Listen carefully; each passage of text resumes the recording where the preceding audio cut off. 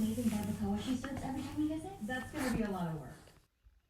So today was my day to walk the dog. As I mentioned in the previous paragraphs, um, I counted how many people were in the streets, and a surprising tally, it was 61 people out in the streets. So, the tally I took, 61 people out of the house doing, I don't know what. Maybe they were just exercising. Maybe that's part of their everyday routine, but I have never seen them out of the house, and I get around a lot every other day.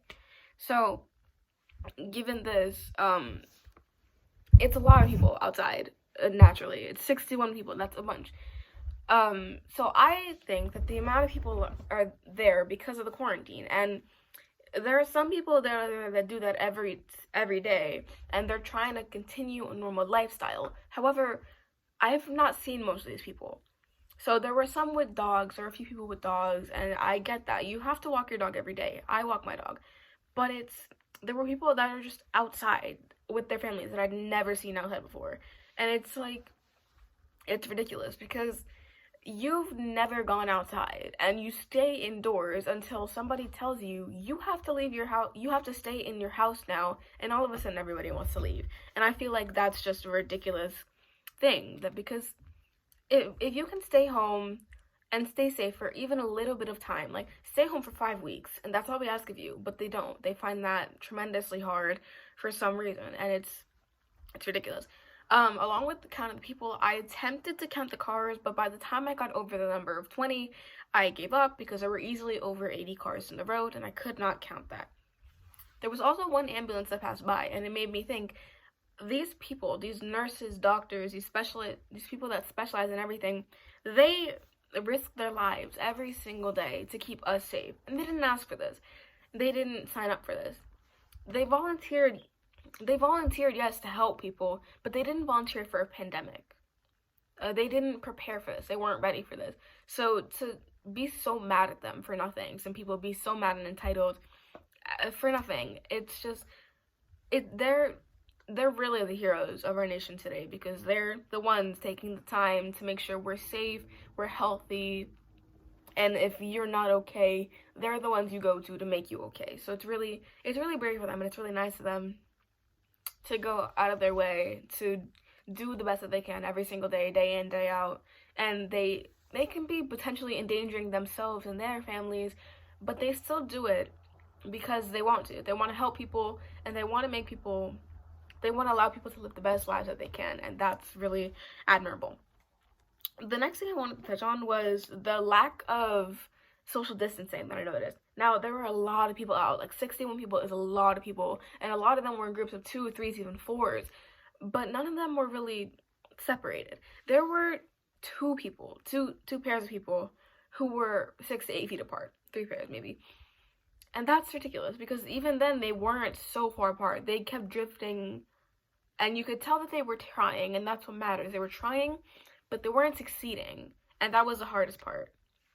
That's the hardest part of anything, is noticing that they're not doing the best that they can to stop the spread of illness. It's like these people you see who go to Florida, well, I paid for this vacation, I wanted this vacation, I'm gonna go through this vacation.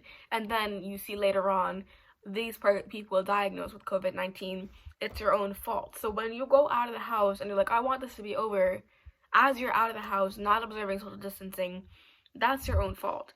And just for the sake of others, you need to stop being selfish. Stop saying, well, I'm young, I'm healthy, I'm fine.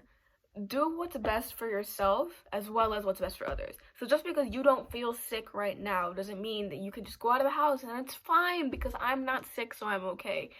Maybe you are okay, but that doesn't mean you'll always be okay. And that doesn't mean that the people around you will always be okay, because you could be a carrier and not even know because you're okay, you're young. That's on that. Another thing, some more positive things. There are a lot of things we can't control, but it's nice to see the people finding normalcy in such an unusual situation. People that normally go out of their homes, and normally go to parks and things. Parks are shut down. I've seen a park near my house. They taped it off. You can't go in. It's ridiculous, really. You can't go in a park, but it's for the better. It's for your overall health. And that sucks, but you can make the best of a bad situation, and that's what I see so many people doing. Like, normally on my other route, there's a family or a group of 2 people who sit on their front porch on their steps. And that's amazing to me because you can't leave your house, and you know that. And I'm assuming that they leave their house every day. You can't leave your house.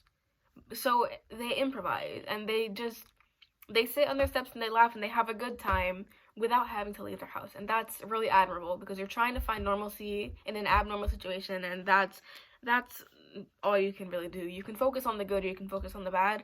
And in times of panic, you really just need to focus on the good and see what you can do about that. Another positive thing is the lack of litter that I see on the ground, because normally I'll go on my routes and I see there's a bunch of like papers and trash and water bottles and like bags and trees, and you see all this litter. But now you go out and there's less people outside. Well, there's more people outside, but there's less, I don't know how to explain it. There's just less. There's less litter, there's less people that are going outside and throwing things on the floor because they want to. So there's less litter, the streets are cleaner. I hear a lot more birds, but maybe that's just because it's spring. Regardless, there's more people on the streets, but they're not throwing trash everywhere because they're going to their house or riding bikes, whatever, then they're going straight home, as opposed to walking outside, throwing trash, going back. Like, yeah. There are more people outside on foot than there are in cars. So there's 61 people walking about, and there's about 80 cars, yes, but there's one person in each car, or at least one person. So there's a lot of people on foot, more people than normal, but there's less cars than normal. So I'll be laying in this room and I'll watch the cars pass by normally, but there's no cars. There's 1 to 2 cars passing by and I see their lights, and then it's dark. It's quiet, it's dark, it's peaceful. And that's because people are following by their quarantine. They're staying home because they know that for the better well-being of themselves and for everybody around them and for everybody potentially worldwide, stay home and it's safe. And that's basically all you can do. That's all I wanted to say for this. I wanted to say the total tally, and I did that. 61 people outside. Wait, 63 people actually. I missed people in the beginning, I'm so sorry. 63 people were outside. And me and my dog just walked around, not bumping into anybody, noticing people don't adhere to the social distancing rules, but they try their hardest, and that's all they can really ask for. I have noticed that I've seen some of my friends around. I saw my friend Emmanuel, I saw my friend Erlance, and I saw my friend Nikki, his father. I said hi to all of them, but respectable distance, of course.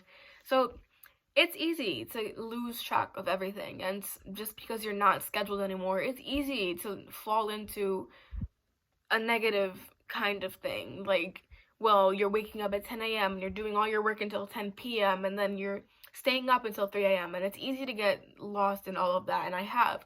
But it's also relatively simple to get back into a steady movement of, you can wake up at 10 a.m. if you want to, but then you do all your work in order and in a timely fashion, and everything goes back to normal. That's all I wanted to say. Have a nice day, Salado. One more thing, the clip I put in the beginning is just a little thing, like a little treat to keep you positive. It's my dog playing in the morning time. I figured with all the negative stuff going around, you might want to see him, and just for reference, you could see who I was walking during the day. Have a nice day.